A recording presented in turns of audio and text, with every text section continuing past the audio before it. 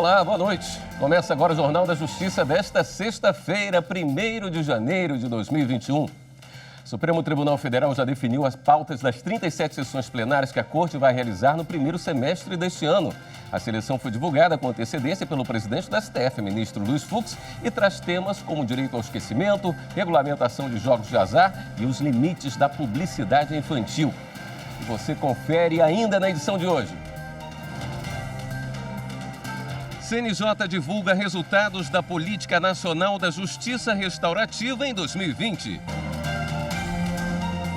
Superior Tribunal de Justiça mantém bloqueio de valores do município de Pindaré-Mirim, no Maranhão. E as últimas reportagens da retrospectiva 2020 do Jornal da Justiça.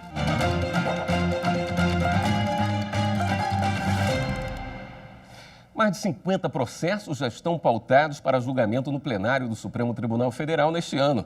Receberam prioridade os casos relacionados à pandemia da Covid-19 e processos sobre a concretização das liberdades civis e econômicas e também direitos humanos. Com foco na retomada do crescimento econômico e no desenvolvimento nacional, foram incluídos temas relacionados a setores regulados, em especial as telecomunicações, os transportes e os medicamentos.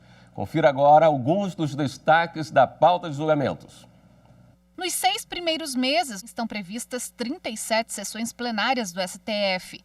Em fevereiro, os ministros da Corte vão analisar o direito ao esquecimento.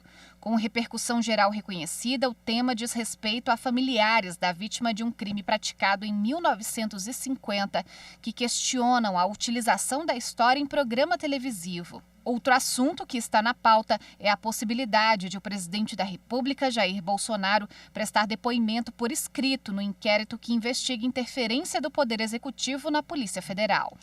No mês de março está agendada a análise da validade da punição de pessoas que importam medicamentos sem registro sanitário. Atualmente, o Código Penal prevê pena de 10 a 15 anos de prisão neste caso. Em abril, os ministros devem decidir se a proibição de jogos de azar é compatível com a Constituição Federal. O tema tem repercussão geral reconhecida. No mês de maio, vai ser a vez do plenário do Supremo discutir o dever do governo de assegurar o acesso à creche e à pré-escola a crianças de 0 a 6 anos. Em junho, a Corte debate a responsabilidade civil do Estado em relação a profissionais da imprensa feridos pela polícia em situação de tumulto durante cobertura jornalística. Com a divulgação antecipada da pauta, o Supremo Tribunal Federal garante segurança jurídica e transparência. A intenção é que as informações repassadas com antecedência ajudem operadores do direito e sociedade a se mobilizarem em torno dos temas debatidos. O CNJ divulgou os resultados de 2020 obtidos por meio da Política Nacional da Justiça Restaurativa. O objetivo da iniciativa é reforçar ações voltadas à prevenção de conflitos levados ao judiciário. A Política Pública Nacional de Justiça Restaurativa foi instituída por meio de uma portaria do Conselho Nacional de Justiça. Entre outras medidas, tem como objetivo implementar ações que auxiliem na prevenção de disputas levadas ao judiciário. Ao longo de 2020, o comitê responsável por promover a justiça restaurativa distribuiu aos tribunais da Justiça Estadual e Federal um manual de implantação de programas na área.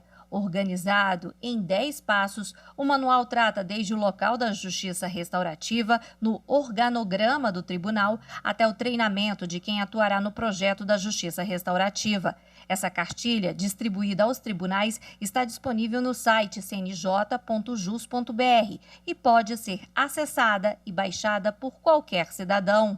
Outra realização do Comitê Gestor da Justiça Restaurativa em 2020 foi a capacitação para 400 alunos entre magistrados estaduais e federais e servidores do Poder Judiciário, ministrada em parceria com a Escola Nacional de Formação e Aperfeiçoamento de Magistrados. Entre as ações previstas para serem implementadas pelo Comitê Gestor em 2021 estão auxílio técnico e orientações aos tribunais para avançar na implementação da política da justiça restaurativa, definição de indicadores e dados qualitativos sobre o exercício da justiça restaurativa nos tribunais, a conclusão do plano pedagógico mínimo para a formação de pessoal na justiça restaurativa e a realização de um seminário sobre o tema ainda no primeiro semestre de 2021. E veja a seguir, o presidente do STJ mantém bloqueio de valores de município no Maranhão. Em instantes.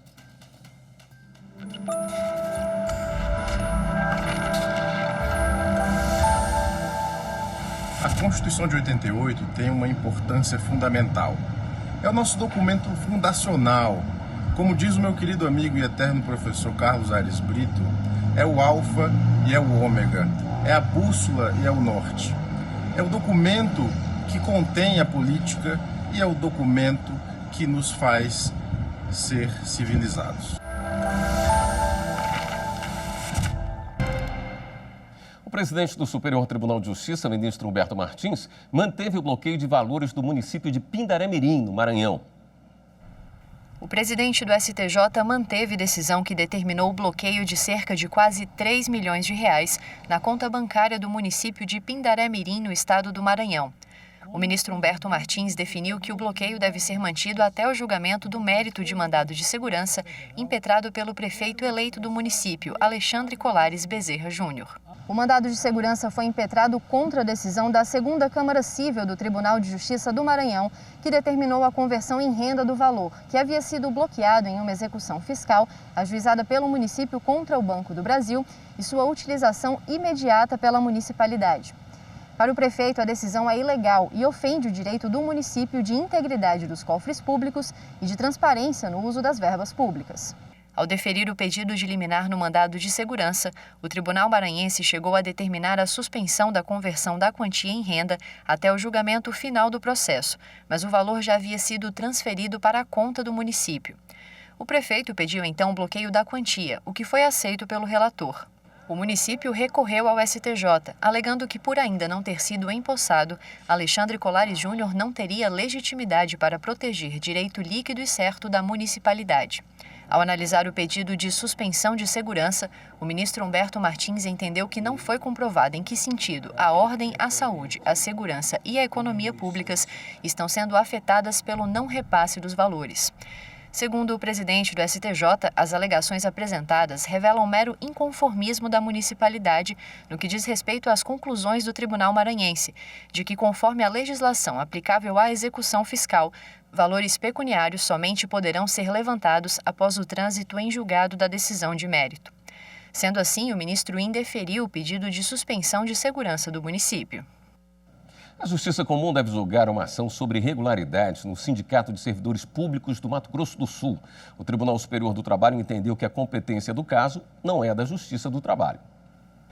O processo foi ajuizado pelo Ministério Público do Trabalho a partir de denúncias de irregularidades nas eleições para a diretoria do Sindicato dos Servidores do Departamento de Trânsito de Mato Grosso do Sul. O MPT entendeu que houve descumprimento do termo de ajustamento de conduta firmado entre o sindicato e o Ministério Público. No entanto, o juízo de primeiro grau declarou a incompetência da Justiça do Trabalho para julgar o caso. O MPT, então, recorreu ao Tribunal Regional do Trabalho da 24ª Região, que teve entendimento diferente e determinou o julgamento do caso. Mas no Tribunal Superior do Trabalho, a terceira turma entendeu que a Justiça do Trabalho não é competente para processar e julgar processos entre o poder público e servidor a ele vinculado. Assim, determinou a remessa do caso à Justiça Comum.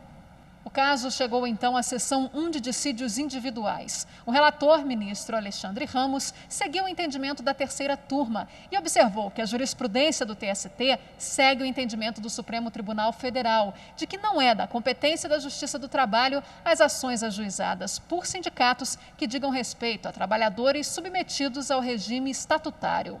Por unanimidade, o processo foi remetido à Justiça Comum. Decisão do Tribunal Regional Federal da Primeira Região confirma o direito de servidores públicos receberem auxílio transporte para custear locomoção até o trabalho por veículo próprio ou coletivo. A decisão é da primeira turma do TRF1.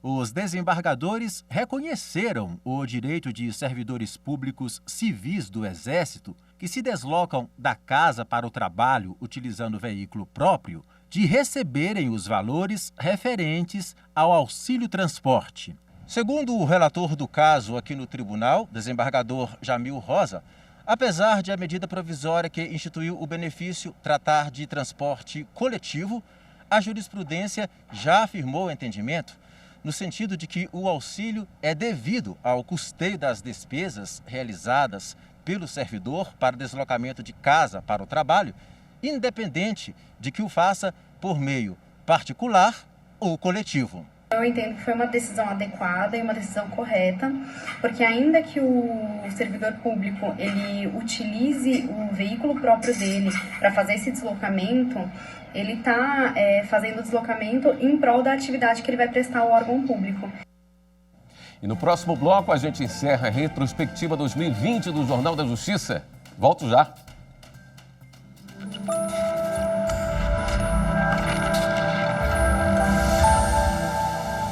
A Constituição Federal de 88 é a Constituição mais moderna do mundo. Assim o é, pois trouxe em seu nascedouro, como espinha dorsal, princípios e garantias constitucionais que elevaram ao patamar de relevância a dignidade da pessoa humana. Além disso, trouxe inovações, como o voto de jovens de 16 e 17 anos, como também de analfabetos.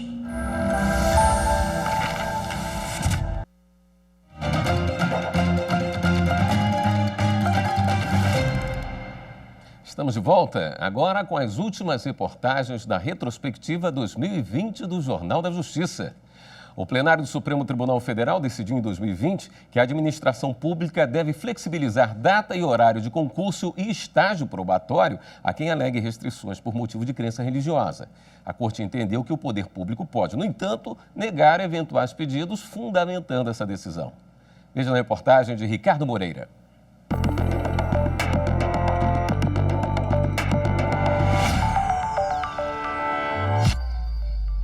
Por maioria de votos, o plenário do Supremo Tribunal Federal determinou em que condições a administração pública pode flexibilizar cronogramas de concursos públicos e jornadas de estágio probatório a quem alegue restrições por motivo de crença religiosa. A maioria da Corte votou no sentido de que essa flexibilização não pode acarretar ônus à administração pública e nem violar princípios como a razoabilidade e isonomia. A decisão foi tomada com base em 2 casos específicos, em um deles envolvendo um candidato que obteve na Justiça o direito de realizar prova de aptidão física em concurso público em data diversa do previsto em edital. No outro, uma professora reprovada no estágio probatório por descumprir o dever de assiduidade ao não trabalhar entre o pôr do sol de sexta-feira e o de sábado. Foram 3 sessões de julgamento e o plenário ficou dividido. De um lado, os ministros que votaram no sentido de que a administração não tem o dever de flexibilizar regras de concurso ou estágio probatório por motivo de crença religiosa.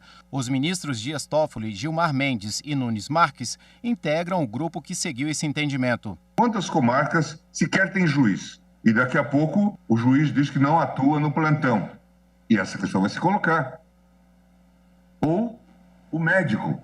Então, é preciso que realmente essas ressalvas sejam devidamente amarradas para que o serviço público continue a ser aquilo que deve ser, que é serviço ao público. O Poder Judiciário não vai poder contestar alguma religião que seja amanhã criada, ou que alguém venha aderir, ou declarar aderir, uma pequena igreja do interior do estado do Maranhão, por exemplo, que vai guardar segunda-feira, quarta, ou outras medidas pessoais que o fiel tenha que adotar segundo a sua religião. No entanto, acompanhando o voto do ministro Edson Fachin, prevaleceu o entendimento de que deve haver por parte da administração pública a análise de possível compatibilização de datas e horários das provas, salvo se essa medida resultar em prejuízos ao interesse público ou violação do princípio da isonomia. Ao final do julgamento, o plenário acolheu a tese do ministro Alexandre de Moraes. É possível a realização de etapas de concurso público em datas e horários distintos dos previstos em edital, por candidato que invoca a escusa de consciência por motivos de crença religiosa, desde que presente a razoabilidade da alteração, a preservação da igualdade entre todos os candidatos e que não acarrete ônus desproporcional à administração pública, que deverá decidir de maneira fundamentada. É possível a administração pública, inclusive durante o estágio probatório, estabelecer critérios alternativos para o regular exercício dos deveres funcionais inerentes aos cargos públicos, em face de servidores que invocam escusa de consciência por motivos de crença religiosa, desde que presente a razoabilidade da alteração, não se caracterize o desvirtuamento do exercício de suas funções e não acarrete ônus desproporcional à administração pública. Onde nós estivermos falando de prova de aplicação única, a exceção não se aplica. Agora, sempre que for possível individualizar a situação sem ônus desproporcional e com razoabilidade, aí se aplica. Com a decisão, o STF rejeitou o recurso da União que questionava a decisão da Justiça Federal ao permitir que um candidato membro da Igreja Adventista realizasse uma etapa do concurso público em data diversa do previsto em edital e acolheu um recurso de uma professora adventista contra a decisão do Tribunal de Justiça de São Paulo, que havia mantido a reprovação da servidora no estágio probatório por descumprir o dever de assiduidade, ao não trabalhar entre o pôr do sol de sexta-feira e o de sábado. Na última sessão plenária de 2020, os ministros do Supremo Tribunal Federal consideraram inconstitucional a aplicação da taxa referencial, a que mede a poupança, nas condenações trabalhistas.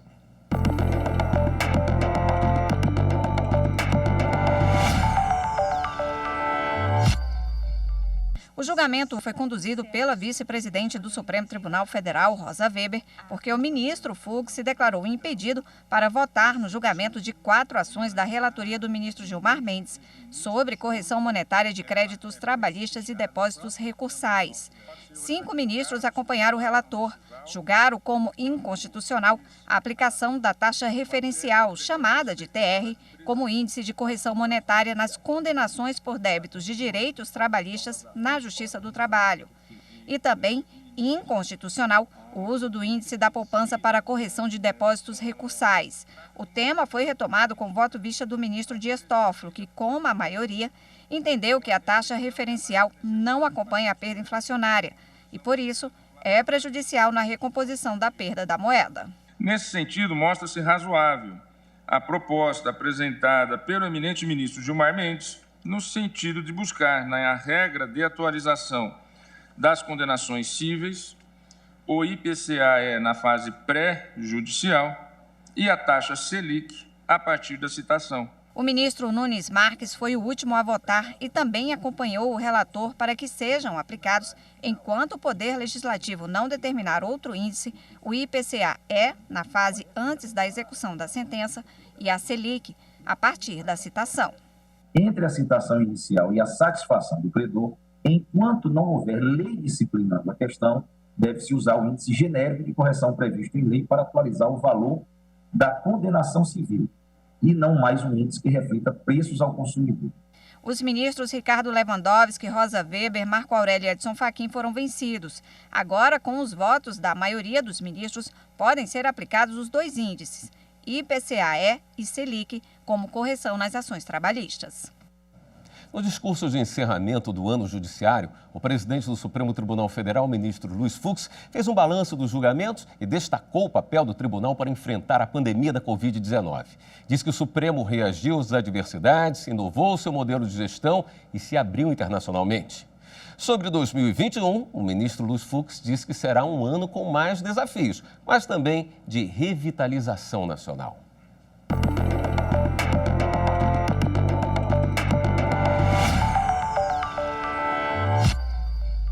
O ministro Luiz Fux abriu o discurso dizendo que o ano de 2020 será lembrado como o momento mais trágico para a humanidade desde a Segunda Guerra Mundial.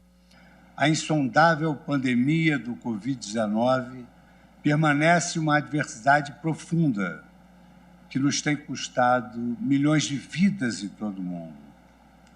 Somente daqui a alguns anos, quiçá décadas, é que olharemos para trás e conseguiremos compreender a real dimensão da catástrofe que ora vivenciamos. O ministro afirmou que esse cenário tem desafiado as instituições, mas que a justiça esteve sempre atenta. Os tempos são desafiadores. Porém, quem integra as fileiras da magistratura sabe que as lamentações não devem preencher nossas agendas. Ao final do ano 2020, mais uma vez o cidadão brasileiro pôde verificar a incansável luta em prol da sociedade pelo Supremo Tribunal Federal. Este Supremo Tribunal Federal atuou como um exemplo para o Poder Judiciário e para o país, desempenhando papel central na resolução de seus conflitos relativos à pandemia. Por meio de seus julgamentos, esta Corte Suprema tem sido vigilante, promovendo segurança jurídica e orientando o comportamento dos cidadãos neste momento de incertezas. O ministro Luiz Fux destacou as medidas adotadas para que os trabalhos não fossem paralisados pela pandemia, como a ampliação dos julgamentos no plenário virtual e por videoconferência, e fez um balanço dos julgamentos em 2020. Até o último dia 15 de dezembro, o STF recebeu quase 6.500 processos relacionados à pandemia. Pedidos de habeas corpus foram 4.899 e 7.730 acórdãos, decisões e despachos. A produtividade dos ministros e órgãos colegiados foi recorde em 2020. A primeira turma julgou 551 processos presencialmente e por videoconferência e mais de 6.000 em sessões virtuais. E na segunda turma foram 112 processos julgados presencialmente e por videoconferência e em sessões virtuais 5.257. Já o plenário julgou 124 ações de forma presencial ou por videoconferência e outras 5.530 em sessões virtuais. Outro recorde foi o número de julgamentos de recursos extraordinários com repercussão geral reconhecida. Ao todo, 128 temas com mérito julgado. O ministro também falou sobre a velocidade com que o acervo processual do Supremo vem diminuindo. Em 2006, eram 150.000 ações. Neste ano, são cerca de 25.000, uma redução de 83%. E chamou a atenção para os temas privilegiados nas pautas de julgamentos, como cooperação entre os entes federativos, proteção dos direitos humanos, governança na gestão pública e a preservação da Corte ante ataques externos. Luiz Fux ainda comemorou a criação e implementação de projetos institucionais em 3 frentes. Primeiro, os avanços tecnológicos. Nesta, que será a primeira corte 100% digital do mundo, destaca-se o Supremo Tribunal Federal. E também chama atenção para a criação do Inova Supremo Tribunal Federal, que é um laboratório de inovação multidisciplinar em formato de startup que acelera a virtualização dos serviços jurisdicionais da Corte mediante alinhamento entre a inteligência humana e a inteligência artificial.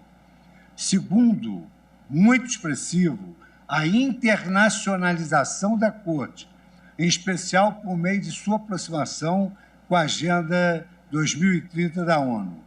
Outra boa notícia, que foi realizada inclusive anteontem, é o estreitamento dos laços com a Universidade de Oxford. Terceiro, o fortalecimento do nosso sistema de precedentes, mediante a criação de uma unidade de inteligência, que é a Secretaria de Gestão de Precedentes. Luiz Fux também agradeceu a todos os servidores, colaboradores e juízes, e especialmente aos demais ministros da Corte. A principal virtude da judicatura colegiada consiste exatamente na diversidade de perspectiva dos juízes.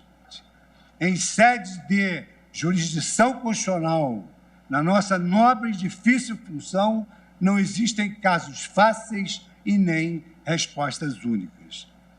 Por outro lado, a ausência de concordância não deve ser confundida com desarmonia ou discórdia. Em suma, é tão grandiosa quanto desafiadora a tarefa de capitanear a governança institucional de uma Suprema Corte, tornando-se mais democrática, mais humanizada e mais eficiente. Neste ano de 2020, este Supremo Tribunal Federal, com louvor aos eminentes ministros, reagiu às adversidades, inovou no seu modelo de gestão e de deliberação e se abriu internacionalmente. Há novos desafios no porvir, mas não tenho dúvidas de que 2021 será um ano de soerguimento nacional. E ainda no encerramento do ano judiciário de 2020, os ministros da Corte falaram sobre as dificuldades e superações neste ano de pandemia.